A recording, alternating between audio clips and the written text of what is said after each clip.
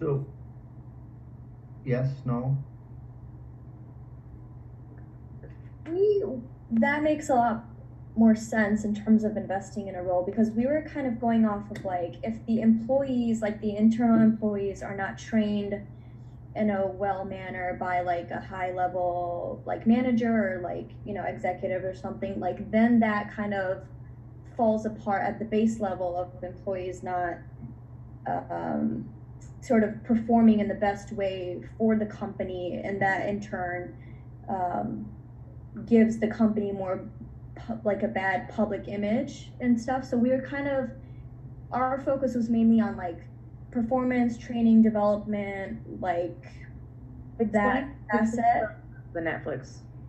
So for our bad example, like for Netflix, like we were reading articles about how employees are leaving the company because they feel like the company culture is a little bit too toxic for them, or just super high stress and just not um, like up to their standards of what a really inclusive and supportive company culture like would have looked like, or what they might have thought or something. So um, based on that, like employees are leaving, and then like Netflix has also had a lot of controversy of like putting, or like not being as inclusive to like trans employees, and based on like the content that they're like putting out and stuff. So I guess what we're trying to get at is, because like Netflix is so focused on these subscriptions and making money for their company, they're neglecting their employees and what they really care about, and like the employees' feelings and all of that stuff. And then in comparison to Dan Price, like Dan is more focused on employee centric,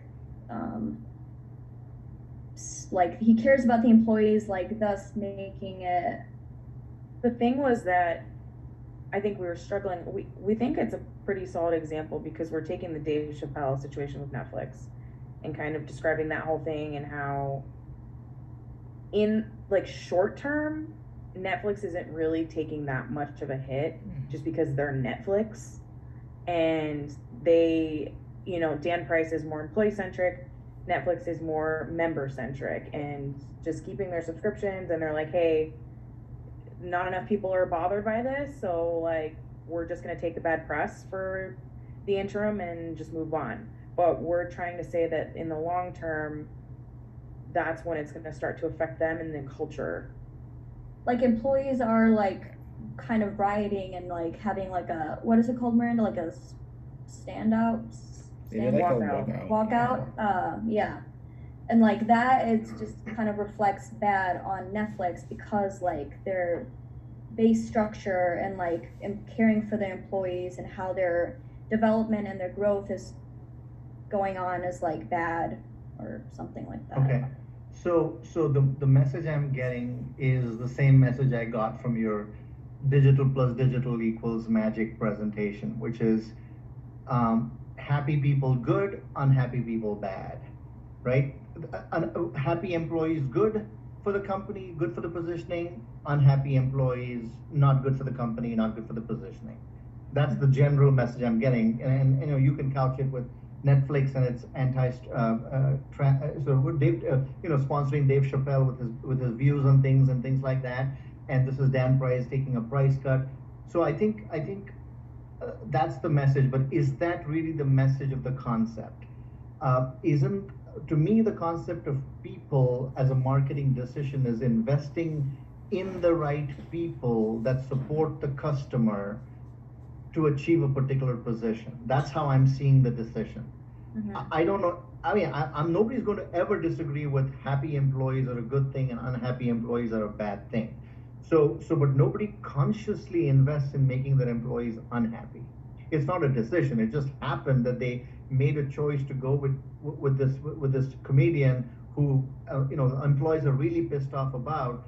But that's not the intent. I didn't wake up saying I'm going to piss off my employees today. So there's no decision in that. Mm-hmm. Right? So my take is, I don't think tomorrow if you present this, then I'm telling you, I'm reacting exactly the way I'm going to react tomorrow. So which I just don't get it. I mean, this is the most obvious thing ever, right? And yeah, I can imagine Dan Price doing a good thing, investing in making his employees happy. but I don't know any company who's investing in making their employees unhappy. I guess the way that we were trying to think about it is Netflix has this strict like value guide that they submit out, and they have it on their like Netflix culture or whatever. And we were trying to say the decisions that they were making surrounding the Dave Chappelle thing were directly contradicting Okay, what the values were. Mhm. but then Also- how? Go ahead, Lara. Go ahead. So I was Oh, saying, Jay, like, sorry. yeah, in a previous example, we were saying, how about we use Netflix, and if they don't have the right people making the right pitch, they won't be able to get those shows or get those producers to, like, thinking in the B2B aspect. Initially, we were thinking the right people, which branches down to, like, training the right people and having them do good, like, sales pitch and such, and get the business for Netflix. What do you think of that idea to represent people? Okay, so you're at least in the B2B realm right now, Jay. So I'm buying that part of it. I still don't see where the marketing decision is. Like, what is the marketing decision? What is the people decision that Netflix is making here?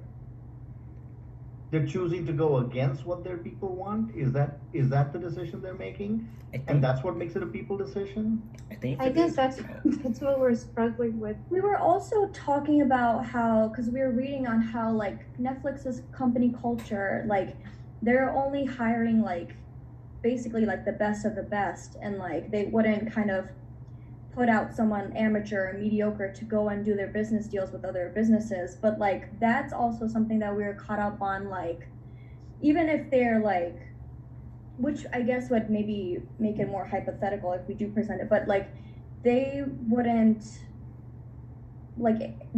hire someone for a specific role and then end up being like a bad person for that role. So I don't know. I think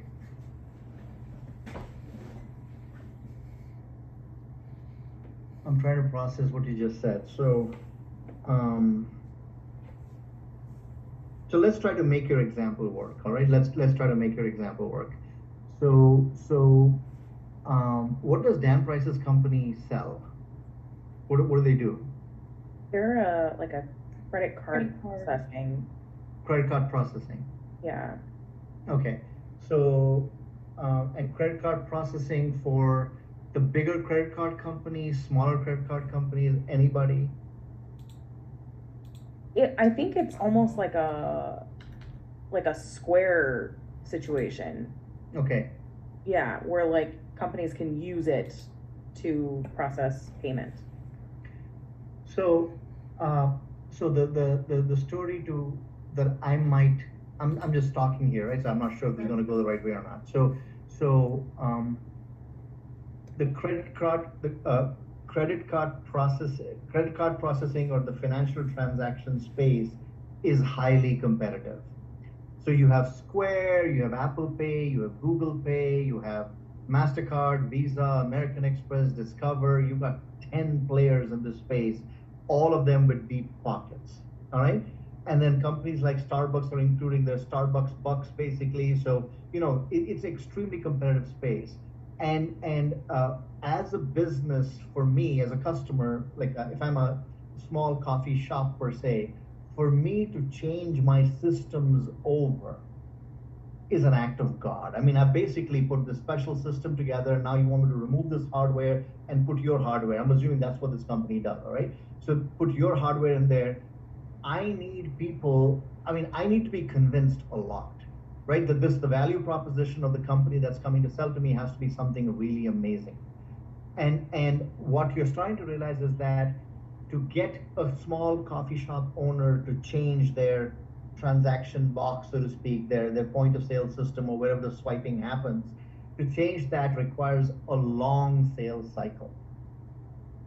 And for a long sales cycle, you need committed salespeople. You need people who are going to go in, day out, hear no every single day, and still go back with a smile on their face the next day and try to convince this shop owner to actually this thing. And One way this company has done that is by investing in all spaces all the roles at a minimum of $70,000. So what you're doing is that you're investing in your people, and the people don't have to worry where their next paycheck is coming from because they're making good money. And because they're making good money, they feel positive towards the company, and that's why they go and pound the pavement every single day in a highly competitive field. But more important than that, they pound the pavement with a smile on their face, leading the small shop owner to believe that this is a fun company to do business with. They're not going to rip me off. So the position becomes, we're a fun company, we're a trustworthy company, we have happy employees. I would rather work with such a company, and hence it's an effective triangle. Yeah. So now you've built out a story, at least for the Dan Price arc, whatever the hell that company's name is, right? So that's a pretty fairly effective triangle. Now let's try the Netflix one. All right. So Netflix is trying, and Jay, to your point, Netflix is trying to get. It's not really customers, but in a way it is. You can argue that people who pitch their shows to Netflix, it needs a Contract, right?